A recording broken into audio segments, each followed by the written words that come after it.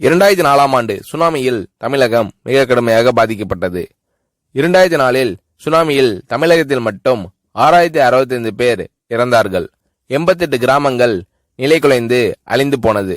இந்த சூழ்நிலையில் அம்மா அவர்கள் எடுத்த நடவடிக்கையால் 10 கிராமங்களுக்கு ஒரு அமைச்சர், ஒரு IAS அதிகாரி, ஒரு PRO என்ற ஒரு குழுவை அமைத்து உலக வரலாற்றிலேயே இது போன்ற மீட்பு நடவடிக்கை இருந்திருக்காது என்ற அளவில் 3 நாளில் பாதிக்கப்பட்ட கிராமங்களுக்கு மின்சாரம் வழங்கப்பட்டது.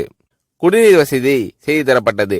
இந்த மின்னல் வேக நடவடிக்கையால் அப்போதிருந்த இந்திய ஜனாதிபதி அப்துல் கலாம் மற்றும் அமெரிக்காவின் முன்னாள் அதிபர் கிளின்டன் ஆகியோரின் பாராட்டுகளை அம்மாவின் அரசு பெற்றது.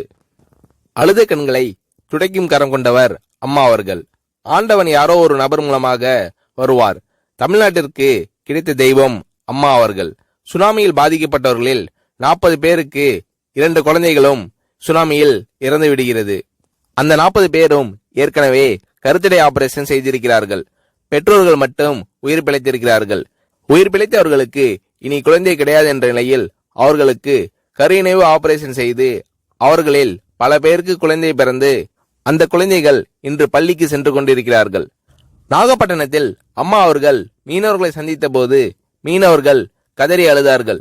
அவர்களிடம் அம்மா அவர்கள், நான் இருக்கிறேன், நீங்கள் கவலைப்படாதீர்கள், இழந்து போன உயிரை தவிர மீதி அனைத்தையும் நான் உங்களுக்கு தருவேன் என்று அவர்களுக்கு தேவையான அனைத்து உதவிகளையும் செய்து தந்தார் அம்மா அவர்கள்.